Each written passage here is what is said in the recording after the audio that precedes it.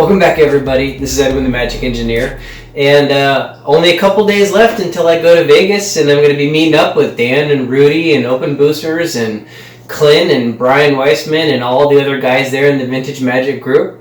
And what I'm going to do right now is I actually want to go through one of my favorite vintage decks, one that I started with something a while ago, I modified, and I showed an earlier video of it where I basically broke down what was in that deck.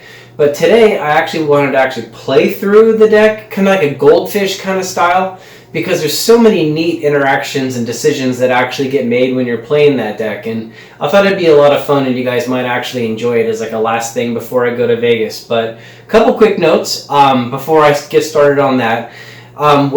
If any of you are going to GP Vegas and you actually see me there, if anyone's interested, if you want it, I've actually got a stack of these Chief Engineer cards, which I thought was kind of like fun because it kind of like fit my style. And I put my signature on some of them. So if any of you are interested and you watch my channel and you know about it, just come up to the booth and ask me about them. And the first people that ask me about them, I'll give you one of these cards until they're all gone. And hopefully I can just like get to know your name and hear a couple things about you and shake your hand, and if there's time, play a game with you too. That'd be a lot of fun.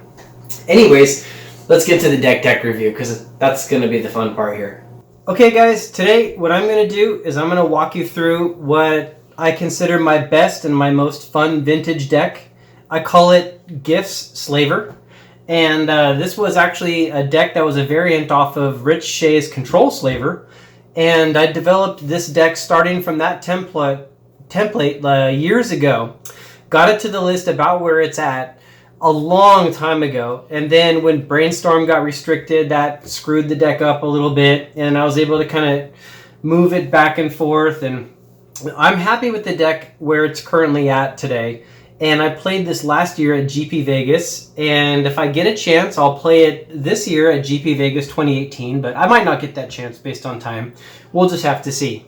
But anyways, the two cards I named the deck off of was because the Gifts Ungiven made such an impact on this deck once I finally tried adding it. I even made a post on the mana Drain. That forum years ago I used to be active on, lots of other people were for Vintage. And I was talking about how much Gifts Ungiven made a difference. And I also talked about how much this card, Crucible of Worlds, made a difference. And I kept on, and at that point, nobody was doing this in Control Slaver. And these two cards, when they came in, they just changed everything. So I kept talking about it. So anyways, I've already showed the deck in a previous video.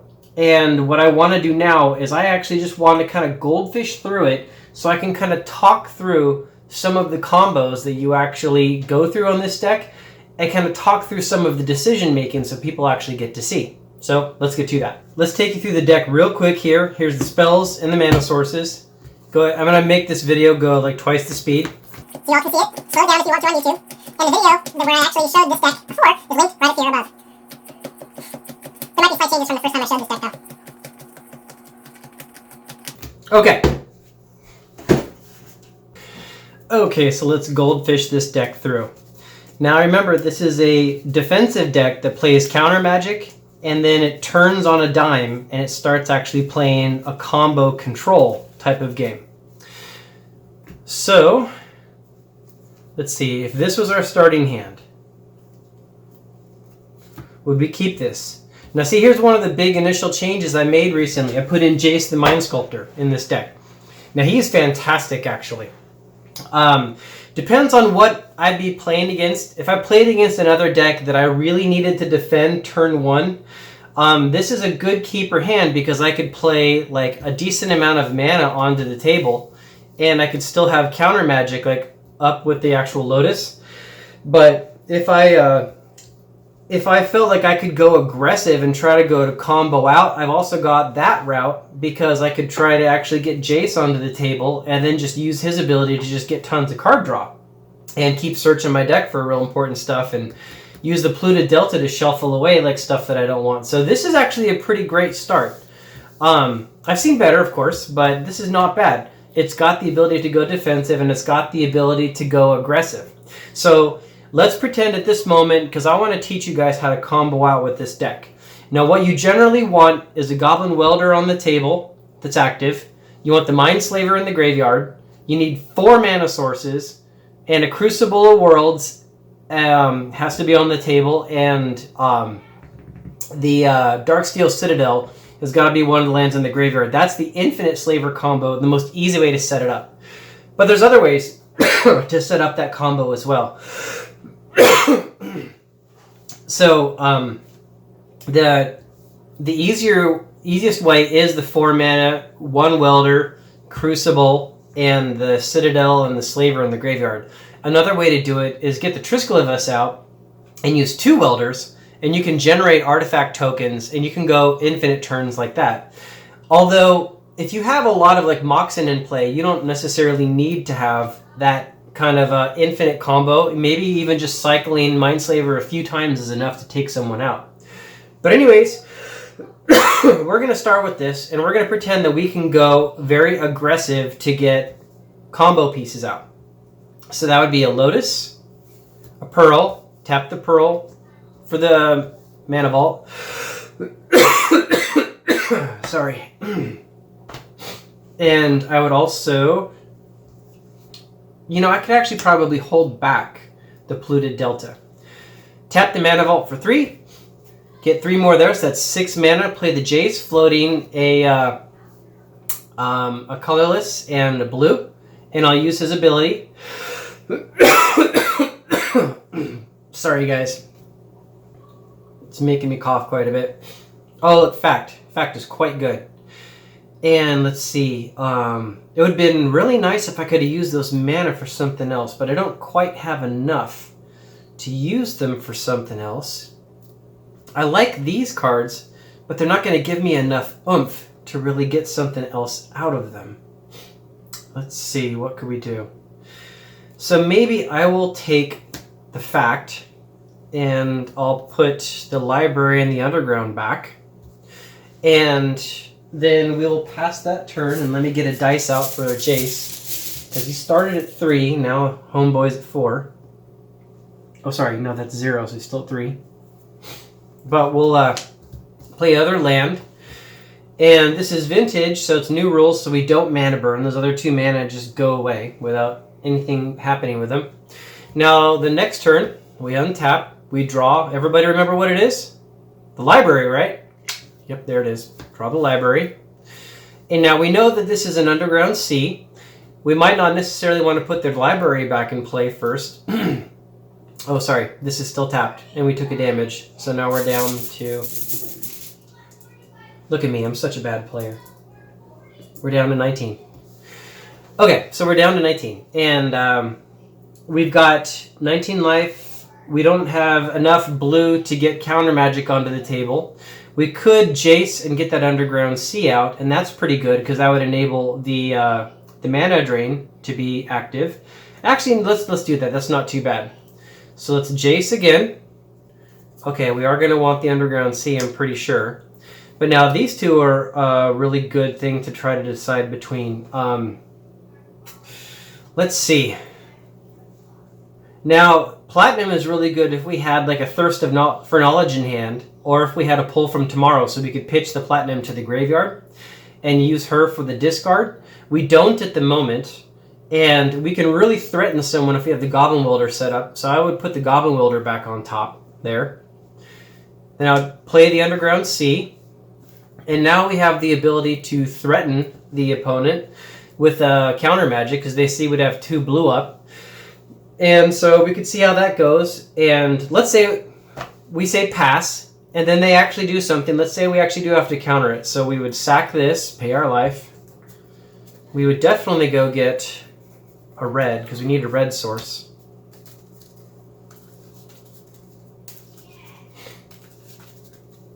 So this is on their turn, mind you.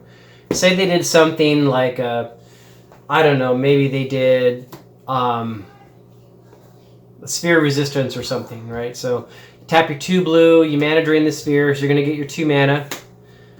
Then they pass the turn, so now we untap. This stays tapped, so we take another damage. We draw our 1 per turn. Tolarian, not bad. That'll tap for good mana. And now those 2 mana come into our pool, and we can use Jace's ability to look at the top cards here. Oh, we got a welder. We're definitely going to want that. We don't need these nearly as much because we have access to mana, so we would put these guys back. So now we have 2 colorless mana floating. Now what I would do in this case is I'd probably play the Tolarian, so I have access to lots of mana. And I'd probably tap these guys to play a Fact, because we already know the top 2 cards here. But remember, with the Tolarian out, that leaves us 2 blue open, which the opponent doesn't know what's in our hand. As long as you got 2 blue, they know that you might be threatening some counter magic, right? So that's quite a threat. And the Volcanic's going to let us actually play the Goblin Welder into the table. So we tap those and use the 2 mana drain mana for a Fact. And then we get Strand, Misty, Thirsty, Platinum, Vampiric. Okay, now I have to look at this as if I was the opponent. The 2 most threatening cards in here is probably either Platinum and Vampiric. More so probably Vampiric, because I can go get exactly the card I need. So I could go like that, but then I'm giving him a Thirst and something to discard that's nice and convenient. We don't want to do that. So I'd probably actually, as weird as it is, go like that. If I was the opponent, that's probably a good way to split it. Now coming back to me, what would I want?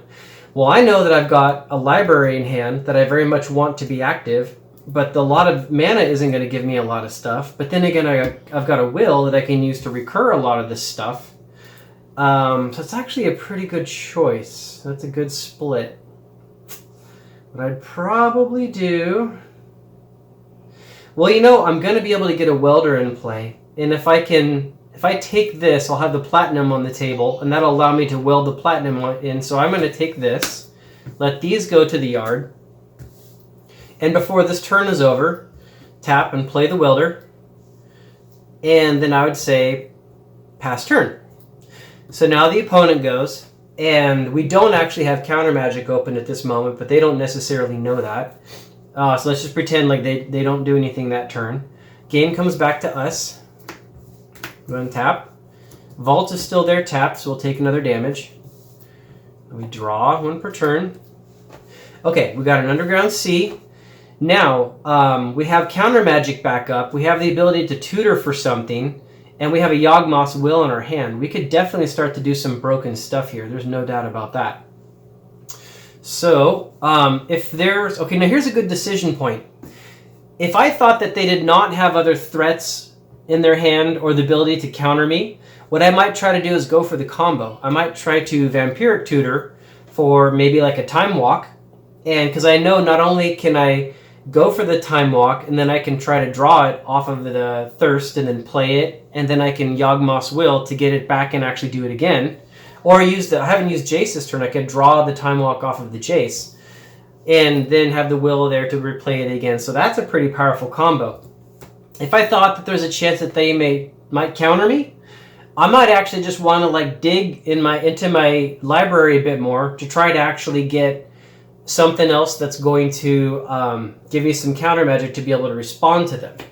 So if I was going to dig, what I would probably do is I'd probably Jace first to see what the top 3 are. Then I would Vampiric next. So the ones I'd keep 1, and then the ones that I don't want would shuffle away. And then after I Vampiric, what I'd probably do is I'd probably Thirst to dig down 3 more cards and try to get down to that counter magic. That's probably what I do that direction. So let's say we're just going for combo, right? So what we're going to do is we're going to tap a black, we're going to Vampiric, we're going to pay 2, go for Time Walk,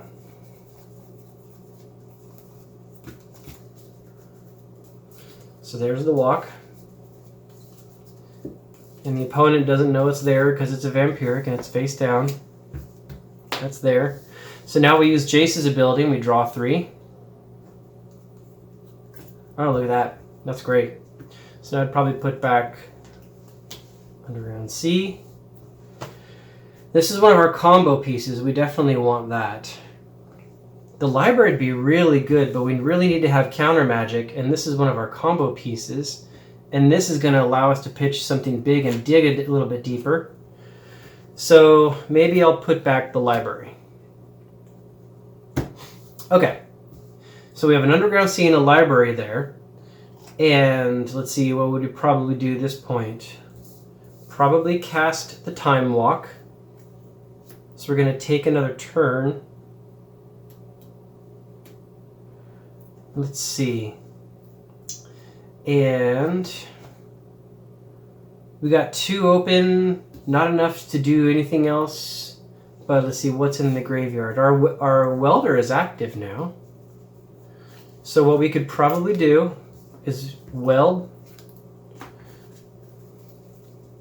a Platinum Angel into play and then take that turn. So now we're on the time walk turn. And we draw. There's that library back. Glad to see that. Now we've got that Yawgmoth's Will ready. So let's see. The first thing is probably swing with the Platinum, take them down by 4. And then, see, we're going to want to will. But we also need a lot of mana to combo here. Oh, you know what? Here's a beautiful strategy. This is great. So we're going to tap the Pearl. We are going to trade the Pearl for a Black Lotus. Now that we got that Lotus in play, we're going to go ahead and sack it for 3 black. And so we're going to use the white and 2 of the black. So I'm going to have a black floating. I'm going to cast Yawgmoth's Will. And now I'm going to replay Lotus, replay Pearl, tap the Pearl for white to play Vault. Still have a black in the pool. We haven't played a land yet per turn. So I'll play a Misty. So that's the hand. This is graveyard. And let's see, this one here, I think, was another underground sea, so we don't necessarily need that. But we're having a Yawgmoth's Will turn. We want to get as much bang for the buck as we possibly can out of here. And I don't believe I've actually done Jace yet this turn either. So, what do we want to do? I think we want to Vampiric Tutor. Oh, we still have a black floating. So I'll Vampiric again, lose 2 life. Go get a combo card, and let's go get the combo piece that makes this deck happen. Gifts Ungiven. Oh, sorry. It's going to go on top of the library, right?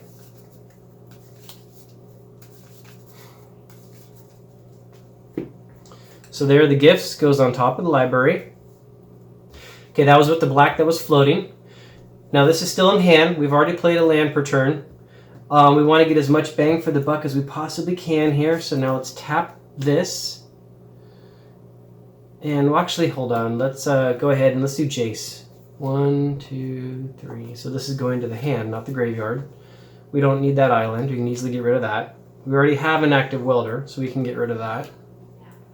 And that's going to be what we keep. Okay. Now I don't need those cards, so I'll crack the Misty to go get another land and also change up what we got on top of the deck there.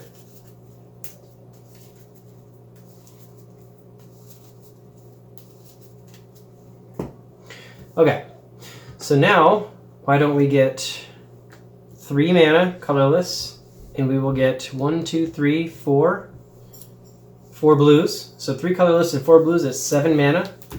I'm going to use all 3 of those colorless and 1 of the blues. So I got 3 blues left, and I'm going to fact.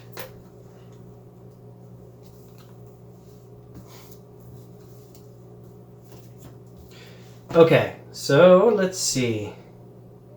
The opponent, I'm sure, is not going to want me to have Tinker. And they're not going to want me to have Counterspell. And they might split it maybe like this. Maybe about that is how I would assume they would do it.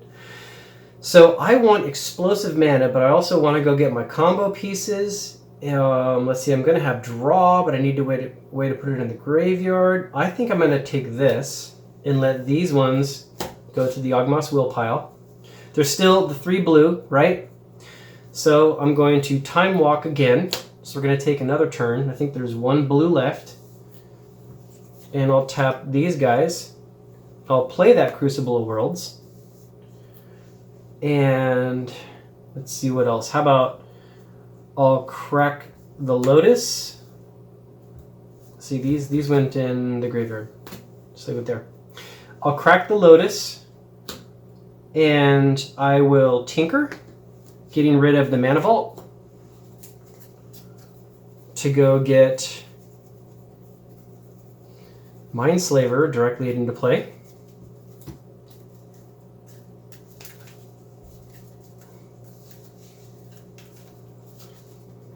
Now the tinker goes out of the graveyard. Okay, so now we'll probably... Did I use all that mana? I think I did. We'll see. So we'll end that Time Walk turn, and we'll come up on another Time Walk turn. And now there's nearly infinite Slaver combo out right now. Right, guys? So let's see, we'll draw. And what we really want is the Darksteel Citadel to be out here in play. And so what we want to do is probably want to tap the Tolarian and get 1, 2, 3, 4 blues. Let's see. I'm going to tap this because I want to conserve blues. So I'm going to keep one of those blues and use the rest of it to actually now cast the Gifts Ungiven, the trademark card of the deck. And we want to go get big things that our opponent doesn't want us to have that allow us to establish some killer combo. Now I don't have another really good big threatening artifact to put out into this gifts pile. So something you can do here that actually works really well is put things out that you don't really need but your opponent really doesn't want you to have. So like Dak Fade-In could be a really good one. Or maybe, let's see. Maybe a Strip Mine could be really good because no matter where they put it, I got a Crucible, so I'm going to be able to use it. So at least two... I mean, I can Infinite Slaver combo off of a Trisklivus. I can do it immediately off of a Darksteel Citadel. There's no good way for my opponent to split up this gifts pile. So let's say, well, how would they probably want to do it? They'd probably not want me to have Dak. And let's see. Between these guys, they probably want that to be in hand. They know they can't stop that, and they'll just dump that. So this is probably how they would do the gifts pile. Now, I've not played a land yet this turn. I had 1 blue left over, so I can drop a Darksteel Citadel. Tap these guys, so now that's 4 floating mana to sack the Mindslaver. And, oh, sorry, Mindslaver, not the Crucible. Then I can trade the Darksteel Citadel with the Mindslaver, and that's now an Infinite Slaver combo. And every turn I'm going to swing there. That's basically game, because every time what's going to happen... Every turn now is you untap, right? Draw. Then you replay the Darksteel Citadel specifically, right? Then you tap for enough mana to do the Slaver combo. And you activate it, sack it, then use the Welder to, where is it? The Citadel. Trade it back out again. So you just keep slavering and you keep attacking or find other ways to kill them. So that's basically a Slaver combo right off the bat. And that was kind of like going aggressive against somebody. And you guys, I probably had play mistakes while I was playing on the camera. It's much harder to play on camera and talk to you guys while I'm trying to play this out. So I'm sure I forgot some things and I think I probably should have had more left in my graveyard afterwards, after I Yawgmoth's Willed. I don't think they're all supposed to go out like that. So yeah, yeah. Go ahead and rip me up in the comments if you really want to. But yeah, it's hard to focus on this, something complicated like this, and to actually talk to the camera at the same time. So anyways, now let's do that again. But this time, let's pretend we have to be a bit more defensive, right? But I'll still try to set up a Slaver combo so you guys can actually see how this unfolds. One reason I like this deck, you guys, for Vintage is the Vintage metagame right now is very slided towards, like, people are playing, like, Mental Misstep, and they're playing, like, a lot of cards because they're expecting what you're going to do. And this deck doesn't have a lot of the cards other people are expecting, you know. Not a lot of people are playing, like, Mana Drain and stuff, and they're not playing Thirst for Knowledge and Vintage and a lot of other bit more expensive cards. So this deck sometimes does good just because, you know, they're not really thinking about what I might be able to do. Okay, so this time we actually get some counter magic right off the beginning. We got some Force of Will, and we got 2 cards we can pitch for it. That's really good. We only got 1 blue, so we can't get our Welder out. We can't threaten them with counter magic, and we also can't play the Dak Faden. But we can keep them off of their mana. So the ability to keep them off their mana, and the ability to do some answering, and we can at least dig a little deeper with the Thirst. This is a keeper. So let's say they go first, they do something. Now we get our turn. And so if they played a library, of course, first I would strip. But let's say they didn't, because they're smart. They're good players. We'll just pretend. Okay, so we'll probably do that. Put those cards out. Now they would take their next turn. If I needed to counter, maybe I would. Let's just say that I did. Let's say they did something real threatening, like a Trinisphere or something. I don't know. So we'll say there's the Force of Knowledge, and I'd probably at this point, it's a tough choice actually. I really want to keep Dak because, especially with the Welder, you know, I can just keep grabbing stuff away from them and trading it out. That's so good. But if I don't get a red, he's a dead card. And right now, as soon as I get 1 more mana on the table, I can keep digging with the Thirst. So, since I don't know I'm going to get red and I need to dig, I'm going to pitch Dak Faden and Pay Life. So now let's say I got my second turn started. Another land. At this point, I would not reveal to them that I have a strip mine. So I'd play that, and I would say turn. And during their turn, let's say maybe they did something else that maybe the game's not going to end, but I really didn't like. In response to what they did, I Thirst. Getting Misty, pull, Mana Crypt.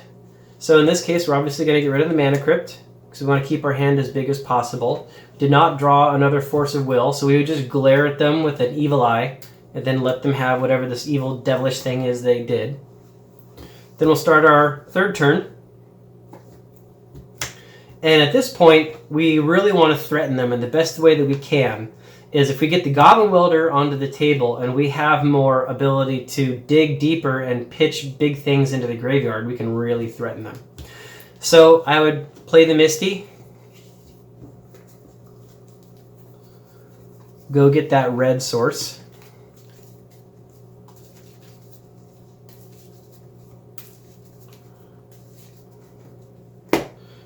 Then I would play it, protecting it also with drain mana, right? Then pass the turn. Now let's say on their turn they try to do something to destroy the Goblin Welder. I don't know, what's a typical kind of removal that they would do? You know, it could just be something as simple as Lightning Bolt, right? So let's say they do. And we really want that Welder out because he's going to let us get some combo going. So maybe we drain the Bolt. And now our turn starts. We're going to get 1 colorless mana from that. Okay, a couple of different directions to go here. So at this point, what I'd probably do is if I Thirst, it's only going to take me 2 mana and I can leave counter magic up, and that's good because then I can pitch a big artifact and keep that counter magic going. Another way to go is to use that to get a Jace onto the table. I don't know what that threatening thing is that they did. If it actually was a creature, maybe Jace would be good because I could bounce the creature back to their hand, or I could just use it to try and get card advantage. It would kind of depend on what they've actually got at this point. If I did a pull, I've got 1 colorless mana and then 5 on the table, that's 6. So I can dig 4 cards deep and then pitch something big, but then all my mana's shut off. And so that's only 1 card deeper than the Thirst and doesn't leave the counter magic up, which is very threatening. So at this point, the 2 obvious answers are either the Thirst or the Jace. And right now, I'm saying defensive because I don't know what they're doing. And so let's say it's the Thirst. So I tap down those guys. And probably the black because I'm not super likely to get a Demonic Tutor or a Vampiric Tutor. And I might be able to power something through if I can strip one of their mana sources. So say Thirst. Oh, look at that. That was big. That's exactly what we wanted. So we pitched that Slaver to the yard. Now they're scared, right? Now they're scared. And they should be scared because they know what I've got. they know that I've basically got a welder in play. I've got an artifact I can trade. I've got a Mindslaver in the graveyard. And I even got a mana drain I can sit there and protect it with, right? This is really good for me, and this is really bad for them. And at this point, I can't activate the Slaver immediately. I need to take another turn. So at this point, I would pass. And I'm going to sit on that mana drain ready to protect my Goblin Welder, because he's gonna take me the distance at this point, right? So let's say, pass the turn, and then they actually, they try to do something big to kill Goblin Welder. Maybe say it's a 3-drop spell, right? And so now, I mana drain the 3-drop spell, protecting the Welder. And before this turn ends, let's say I tap and I trade a Mana Crypt out. Because it's always good to have lots of mana, and now I have access to a bit more. So then, this turn starts. Untap all these guys. I got 3 colorless coming in from that last mana drain. Now, with 3 colorless coming in, and a pull from tomorrow, and all this other mana sitting here, it might actually be good. I mean, I can always Slaver, but digging would be really good too, because I can dig really deep right now with access to all this mana. So you know what I might consider doing? I know this, because if I Slaver once, if I get this out, I'm only going to get 1 activation, and that's good, but I might run out of steam. What I really want is I really want to set up a hand that has lots of options. So let's say in this case I use those 3 that are already there, plus 2 more. So now that's 6 mana. 7, 8, and I have not yet played a land. So I have 8 mana, and I pull from tomorrow 6 deep. 1, oh wait, sorry. Actually, I can actually do one more thing. Trade this back into this. Tap that. So I'm going to go 7 deep. And so I'm going to go 1, 2, 3, 4, 5, 6, 7. And out of these guys, it's probably easiest to just pitch. Well, I can just pitch 1 card actually. So, because this is pull, it just says discard a card. So I'm going to discard the land, because since Crucible's in there, Crucible's going to let me get any land back. So that makes an easy choice. So now these are all in my hand. And if I was to play the library, I have enough cards in hand to actually start doing library trick, but that's real slow playing. I don't know if that's necessarily what I want, and I don't have other counter magic open. So that might not be the direction I want to go. What we really need is we want to keep this combo protected for another turn, right? That's what's really critical here. So what I might do at this point is play these guys onto the table. So I have access to an awful lot of mana. And let's see, if I fact, fact is going to dig really deep, and I have a chance of getting a Force of Will. And then I also threaten them with something here. So if I stick on this, they might be sitting there thinking Edwin has the ability to counterspell me on something. And also, even though they don't know I don't have a counterspell, I could actually fact and try to dig down and get a Force of Will, and I've already got blue I could pitch to it. And this is a pretty good build-up. If I now was to activate the Slaver next turn, I could probably turn this into a win. So this would probably be what I do. I'd probably sit back and threaten them on counter magic and make them think I have some counters. And, okay, let's say, so I've been countering something almost every turn. I mean, this has been a pretty good build here where I'm actually literally tossing a counter every turn. Let's say they do something and I don't like it, but it's not necessarily going to end the game, and I want to dig. So I fact.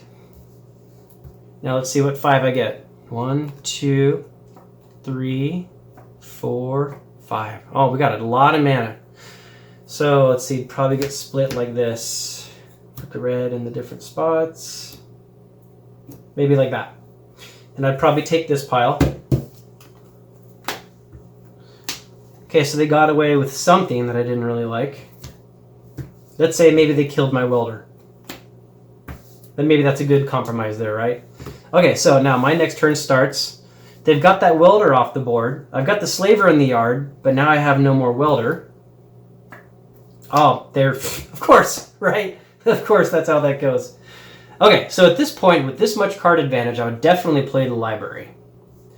And we need to get down to 7, so I'd probably then get a Pearl and play a Soul Ring. So now I'm down at 7. Get a draw off of it. Increase that a bit more. Okay. So if I get a Welder into play, good chance I'm going to win the very next turn because I'm going to be able to activate Slaver. And I might be able to do something else also and get myself another good counter magic spell. So let's get a red. Let's play the Welder. And I think I did not play a land yet this turn, right? So let's tap these guys. And let's say maybe we want to try to limit their options. Oh, the Crucible's here. So play the Crucible. Now I've not yet played a land. And we don't want them to do anything, and because if I can get to the next turn with him living, that's really good. So one way is to have lots of counterspells in hand. The other way is to shut off their mana so they can't keep doing something to me. So let's go that direction. Let's say I strip mine, then I use Crucible, and I replay strip, and I strip mine again. Good stuff, right? And now after doing that, I pass the turn. Now they take their turn, and let's say they try to kill the Welder again, and I don't necessarily have to, I could just force a will, right? But the thirst, and I got something I could pitch pretty easily right here. So let's go that direction. Let's say I tap down 3, and I thirst. 1, 2, 3. Pitching an artifact, and refilling my hand for library, which is all really good stuff. Now I got a lot more blue, which was really good. So now I can go ahead and force a will, pay a life, and I can dump. Got a lot of mana now. The next thirst might actually be the best one to dump. So I'm going to remove a Thirst for Knowledge from the game. Keep that in hand. So let's say Welder stays alive. Now that next turn starts, and finally, here we go. We got a turn with Welder on the table.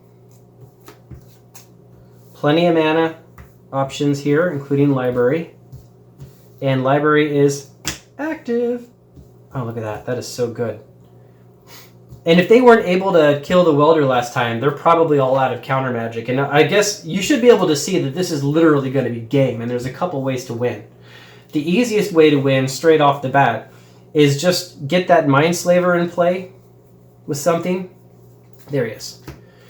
Probably trade out my least needed artifact, which is probably the Pearl, so I'd tap it on the way out. Get a Slaver into play. Probably tap off the library. So put it, actually, you know what I would do? This is in play. I got that white floating. Put a draw effect on the stack, and I would respond by Vampiric Tutoring. Oops. And there's 2 cards I'm thinking of at this point. Can anyone guess what they are? Time Walk and Yawgmoth's Will. Those are both huge. Yawgmoth's Will would be huge because I could replay a Welder, get tons of artifacts back into play. Oh, tons of artifacts. Time Walk would be really good because I would get to establish a big turn and then untap.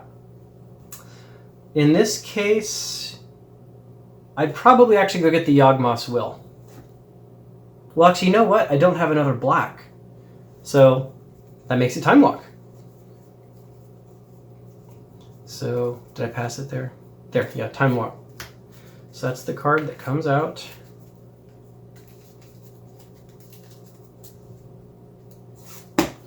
And it goes on top. Then Library's effect resolves, and I draw it. And I still had the white floating from when I traded that guy. So I can go ahead and do this. I'm going to control his next turn. But I'm also going to Time Walk. And let's see, what else do we have here? I don't think I've played a land yet this turn. I want to keep restricting his mana, so I'm going to do that. Now I'm going to do something really tricky here. This is fun. You guys get to see some cool stuff here with this deck. So I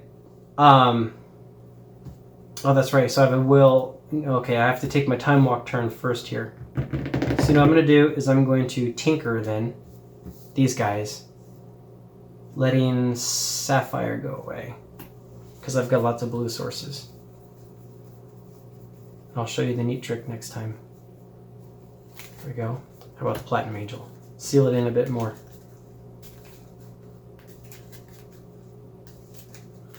Okay. So now I'll take that time walk turn.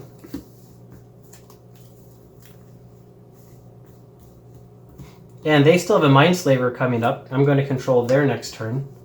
7 in hand. Tap to draw. Okay.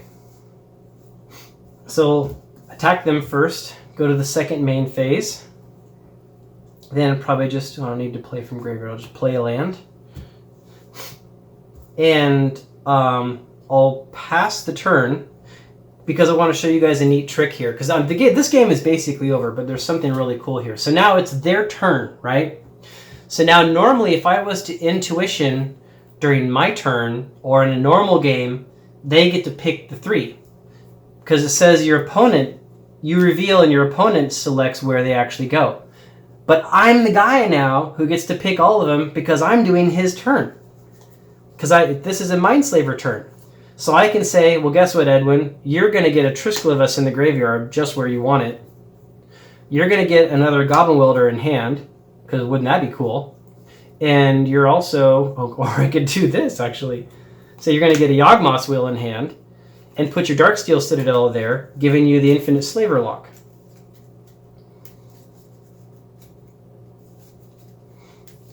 Same trick actually works with Gifts Ungiven. If I have Mindslavered them and I Gifts Ungiven, I get to make all the choices, which is so evil. So this is still during their turn. And I mean, this is already so broken. I could pull from tomorrow. So probably do that. Pull from tomorrow for 4. 1, 2, 3, 4. Pitch a land, of course.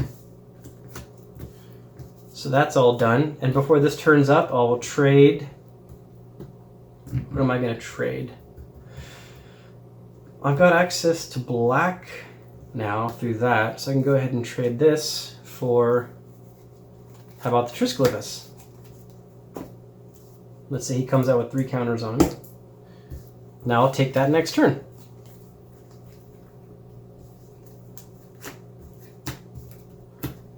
And all these cards in hand. Doesn't this get crazy fast? Look, there's Ancestral.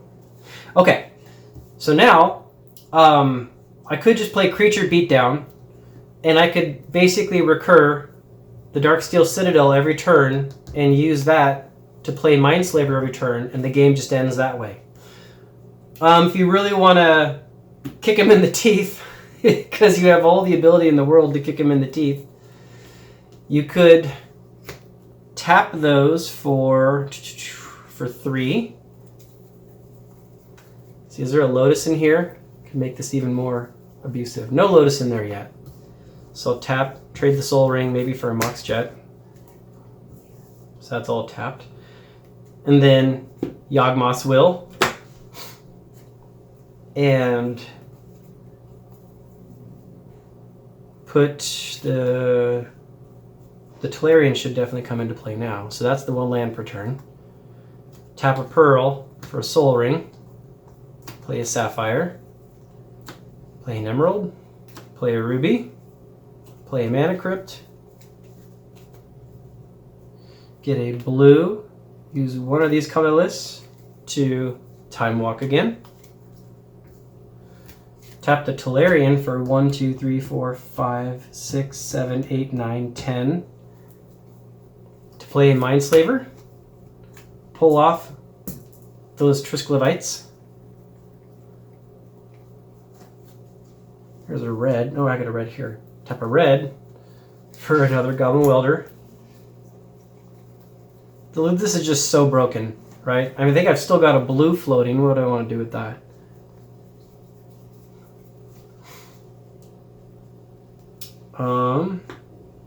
Oh, use that blue, that, and that to play Jace. So he's on the table. These are still in my hand. Then now I basically pass the turn. Take that time walk turn. So all these guys untap. Okay, guys, is this crazy? This is crazy, right? I think we can all admit this is crazy. Jace is out. He's got 3 on him. Can't even set all these darn cards down. I think you guys can see why I like to play this deck. And I was even playing defensive this turn, right? And this is what's in hand. And that's the draw 1 per turn. There's the gifts. Okay, so at this point, infinite slaver lock is there. Oh, I had to flip for that. Let's say odds damage. No damage. So infinite slaver lock is there. I'd probably like sack it and then trade it for a mana vault to get that vault off the table. And I'm sitting on tons of counter magic and stuff in hand. Just play a land like that. Oh, sorry, but oh, yeah, actually I can because I don't need to pull out this Darksteel because I did the vault. So I can just keep swinging with these guys, and now that I've got 2 welders, I can play the trick. This is the other infinite slaver lock. So this guy comes out, and he's like the Pentavus, where you can pull like tokens off, and they're all artifacts as well.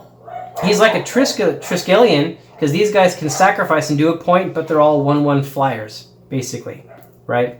That's what these guys are. They're all 1/1 flyers.